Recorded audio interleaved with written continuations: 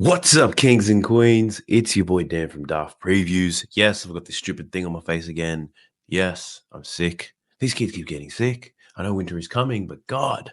So, yes, I'm sick again, and I wear this thing on my damn nose so I can breathe. Apologies, I couldn't get content out last night. Difficult to string some sentences together, but I did post some free picks on my Winnable. Hopefully, you guys jumped into that. Went three in one of those suckers. So, I've got three different picks to share with you today across the NBA and the WNBA. If that sounds interesting, let's go. Sub to the channel cause your boy's getting busy. Coming to your line from the west side of Sydney. We've got the free picks and the juice on the daily. It's all free, you don't even have to pay me. Before we jump into the picks, we do have to recap the day that was. I put out a community post saying I wasn't going to be able to create content, so I jump into the free plan and I'll share all my bets on the free plan.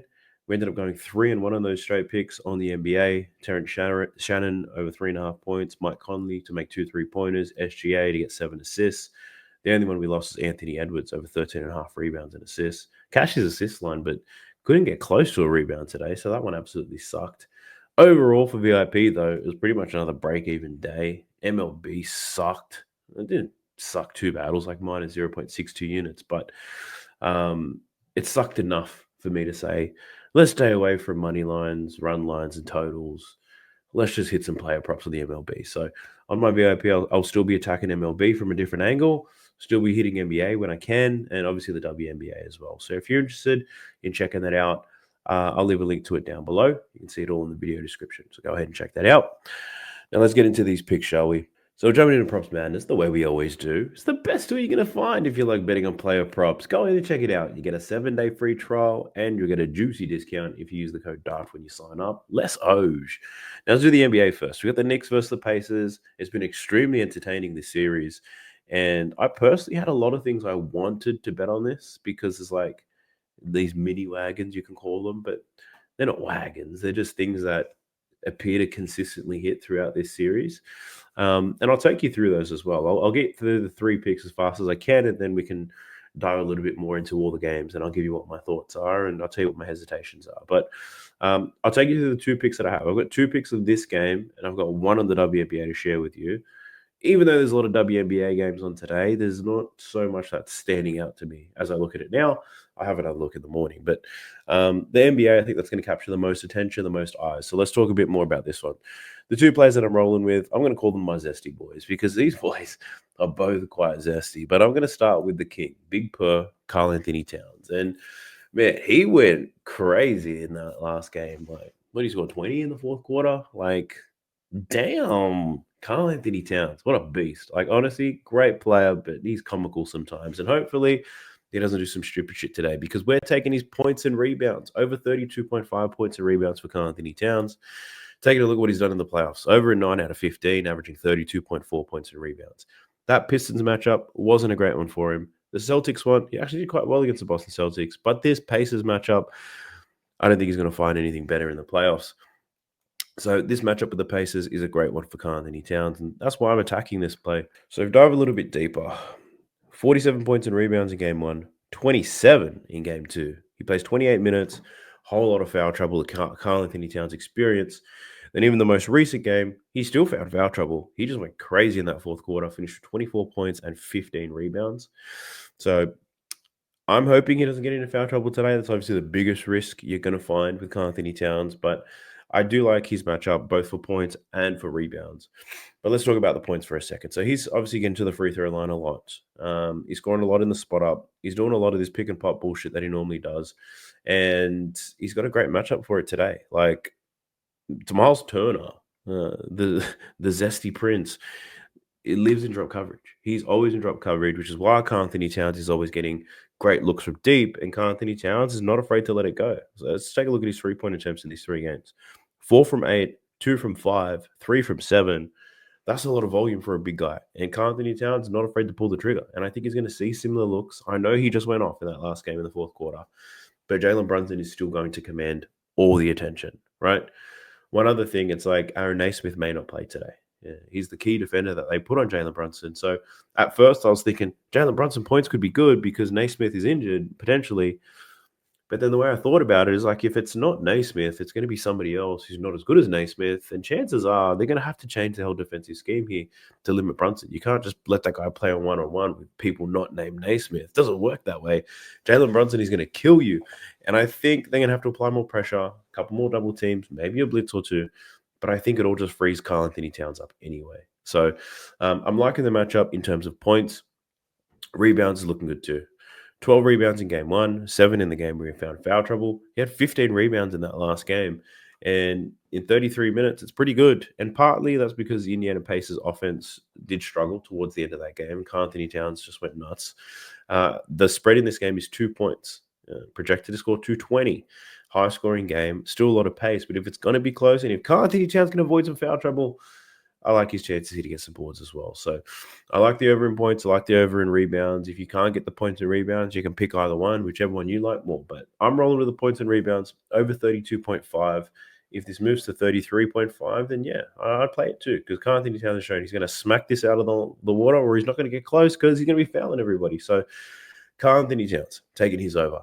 My other one, I'm looking at Miles Turner, the Zesty Prince. And if you've seen his pregame fits, my God, I've never seen a man wear so much Saturn in my life. Like, this guy's walking around in pajamas sometimes. But Miles Turner, I'm taking him for over 14.5 points here. This on the screen right now is how he's performed in the playoffs.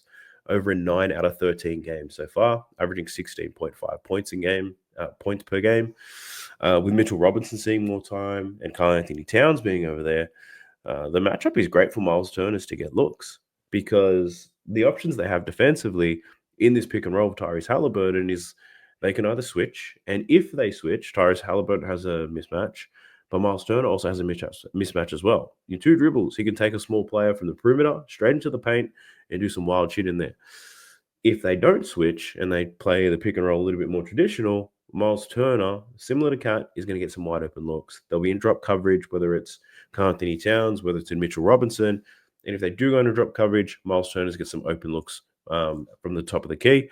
So I'm liking it here. He should play at least 30 minutes. He doesn't necessarily fight blah, the hell was that? He doesn't necessarily find foul trouble the way Karl Anthony Towns does. Miles Turner's not a very aggressive player, and he's not stupid, but a lot of talent can get them buckets, that's for sure. And we're only looking for 15 points here. He's got a great hit rate. If we look at the head-to-head stuff, he's averaging 17.6 points per game in 5 games against the Knicks this season. If you want to get a little bit zesty with it, take a look at what he does at home. 26 and 19 points. If you want to take a look at this, actually, take a look at what he's done. This is at home. In the last 27 games, 21 and 27.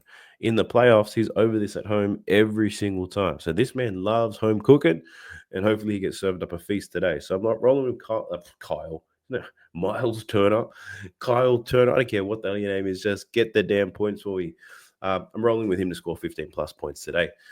But let's talk about the WNBA. So I've only got one bet I want to share with y'all, and that's in the last game of the slate, I believe, or one of the last ones. It's the Chicago Sky versus the Phoenix Mercury. And the one thing I like about a new season is the rookies.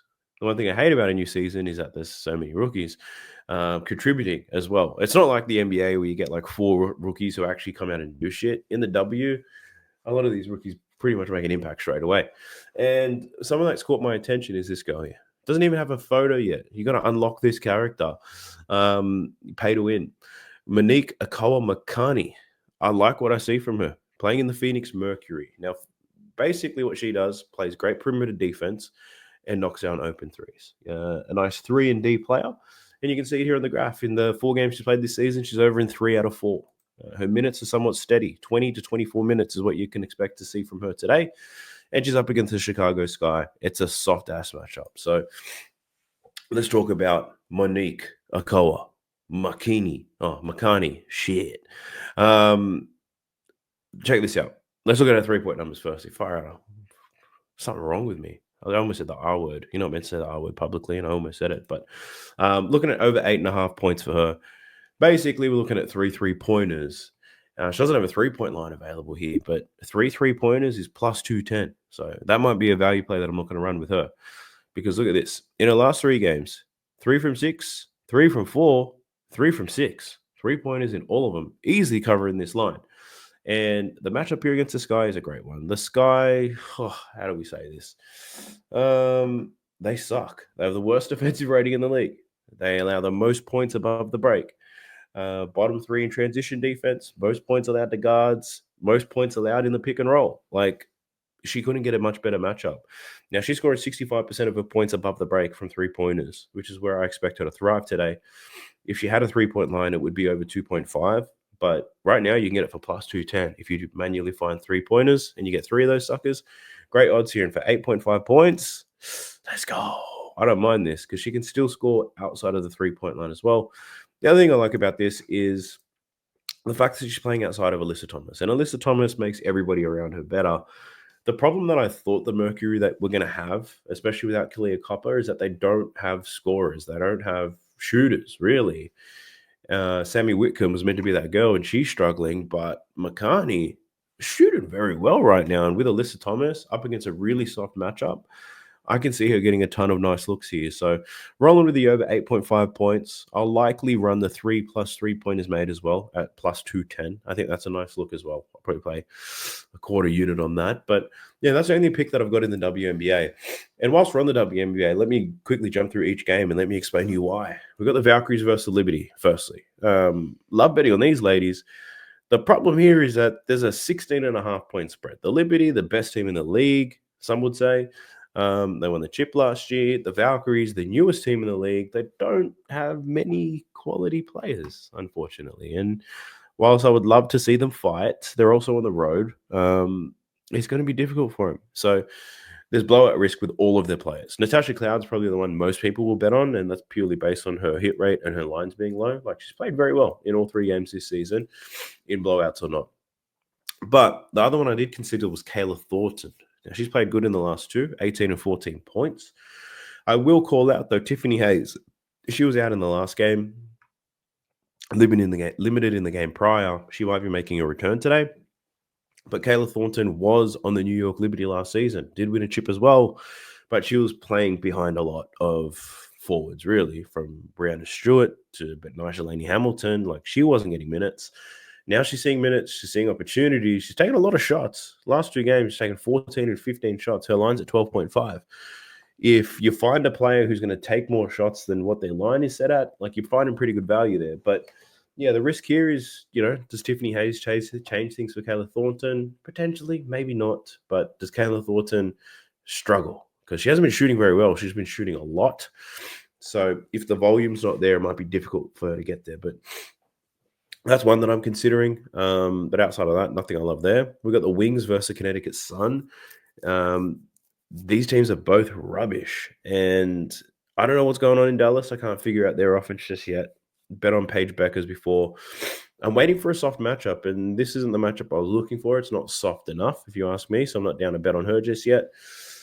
Tina Charles. I like the look for Tina Charles to score some points today, but I think my main hesitation is volume. Like, sometimes she'll shoot the ball 20 times, other times 6, 15. Like, how many shots is Tina Charles going to take? So I'm a little bit worried about her volume, but it should be a close game. Her and Mabry, the offense should run through. But we're also seeing a lot of players who you don't have lines for from these teams, especially Connecticut, who are playing quite well. So that's my hesitation. I need to dive a little bit deeper in that whole team instead of just looking at what props are available. And I'll probably do that in the morning because I'm sick as a dog. And then, yeah, looking at Dallas, nothing screaming out to me. This Becker's Ogunbowale thing, it's still not clear how they're going to play. So I want to wait. I want to get more data on that team. We got the Storm and the Lynx, and this is going to be a great game to watch. Probably a difficult one-ish to bet on. Because if you look at this, like, firstly for Minnesota Lynx, a lot of these girls, when you look at their numbers, you'll be looking, it's like, oh, they're smashing these lines, right? And Avisa Collier hitting this line in every single game. But the call out here for the Lynx is that Kayla McBride is back, sucks some usage. She can score, shoot threes, create for others. She kind of takes from everybody. So in her first game back, I don't know how things are going to go. Obviously, I expect the Lynx to play well, but who do they get production from is the question mark in my mind. And then the Seattle Storm. They've been playing really well. Skylar Diggins has been great. She's been diamond up and everything like that. But now they're walking into the Minnesota Lynx, one of the toughest teams in the league. I think this is going to be a gritty defensive battle because both teams very strong on the defensive end. And based off the numbers they've produced so far this season, I don't have the balls to bet any unders on these girls, really. But the one under that I am actually playing is on Courtney Williams. I'm taking her under points and assists, under 18.5 points and assists. And the thought process, Kayla McBride playing well, Natasha Heidemann, she's eating some minutes off the bench as well. And if Courtney Williams isn't on fire to start the game, I think you can see her minutes being cut too. So there's a whole lot of weapons there. But yeah, I wasn't going to share this on the video because it's probably going to be a painful experience. Like, this is one of those plays where it's like, damn, that was such a good read. Or it's like, why the hell would you bet on Courtney Williams? She's hit this in 3 out of 4 games this season, right? So I wasn't going to share this, but there you go. 4 plays for you. Courtney Williams, I'm taking it under in this game. But outside of that, I don't have the balls to bet the unders and all the other girls, but I think it's an unders type of game. Then we got the Sky and the Mercury. I already went through Makani. The only other one I considered was Angel Reese. Now, this Mercury make it difficult to score down low. You can see all the red right here. They allow the fewest points in the putback, third fewest points in the restricted area. They've got the best defensive rating in the league, fewest points in the paint. I want to take Angel Reese under her points, but I'm also considering taking her over in rebounds. Lines at 12.5 on some books, 13.5 on others. And my whole thought process around this, and I might be overthinking it, Angel Reese is going to get her touches anyway, right? For some reason, they're building around her. She's going to get her touches, but because of how difficult the matchup is, she's probably going to miss more shots than she normally would, which means she'll probably get more rebounds than she normally would. So that's what I'm thinking about Angel Reese. Under in points, I'm thinking about over in rebounds. They're the two. I'm still a bit undecided on that. But outside of that, nothing screaming out to me. We got the Dream versus Sparks, and I wanted to bet on Kelsey Plum today, but something about this trend really put me off. Kelsey Plum has been killing it in points and assists. And she kills when she scores well, she gets more assists. It's either she goes over in both or under in both. And what I've noticed in this graph as well, it's like every second game, right? Check this out. Kelsey Plum, every second game, she's good. Jerica Hamby, every second game, she's good. But not at the same time. Oh, God. And I know we're only looking at a 5-game sample, which is why I'm not betting on it. But I found that eerily weird. So if you follow the pattern, it's Jerica Hamby's time, but she doesn't have the best matchup. Kelsey Plum probably has a slightly better matchup, I would say. But yeah, I think I'm just going to watch and wait, pump the brakes on this one because, yeah, I'm not too sure about that. Then we've got the Dream. They don't have Griner today. I wanted to bet on Ryan Howard. Ryan Howard, you could say, is in a bounce back spot. She was 4 from 17 in her last game. But the truth is, she was 2 from 12 the game prior. So she already had her opportunity to bounce back. She just sucked. So I'm not willing to take a risk on her. Brianna Jones, even though she went under her rebounds line that we bet on last time at 9.5, take a look at this. The line's up to 10.5. So I can't bet on Brianna Jones with lines like that. So this is probably a game where I'm going to watch and see. Nothing screaming out to me in terms of value just yet at first glance. And we also might have Rakaya Jackson back from the Sparks as well, so keep that one in mind. But let me do the same thing for the NBA, and then let me get the hell out of here because, yeah, your boy's not feeling well, as you can see. What were the other things I considered betting on here, apart from the Zesty boys? TJ McConnell, 3 straight games over his points prop. I bet on him in the last game. He was an absolute beast, and he does so much damage in 15 minutes. Should say 15 minutes again. And he's been killing it. They don't have an answer for him. I don't know why they don't play him longer minutes, but yeah, TJ McConnell, that's a mini wagon, you could say. Another one is Miles McBride. He's over in 2 out of 3. I bet on him twice in this series. Cash for us in the last game, despite finding so much foul trouble. Only played 15 minutes. He normally plays 20 to 25. If you can avoid foul trouble, the hit rate is fantastic. So Miles McBride was definitely one that I was considering. And who was the other one? I think it was Pascal Siakam under his points. I wanted to bet he's under in points after he scored 39, but I was a coward and I didn't do it, and he went under. So I want to bet he's under for the same reasons. Like, he doesn't deserve a 19.5 point line. But yeah, it's the playoffs and crazy things can happen. So yeah, I'm just not overly sure on the under on Siakam, but I do like the others. But I also don't want to bet on him just because of the hit rate. You know what I mean? Like, I feel like I've worked myself up to this point to make smarter bets and bets for better reasons. But Oh, God damn. My apologies. Look, I'm not going to drag this out any longer. I'm going to wrap this thing up. I may not have a video tomorrow. Clearly not doing too well. And tomorrow we have something in Australia called the State of Origin. It's a massive football game that I want to watch instead. So I probably won't make content tomorrow, but I will still have some bets out. So be sure to sign up to my free winnable. I'll leave a link to that in the video description below. Basically, that free winnable is a backup plan. If I don't create content, I just give all my picks out for free on that day. So be sure to sign up to that one. But I do appreciate it if you made it this far into the video. I wish you the best of luck on this upcoming slate. Hope you cash out. Let's go.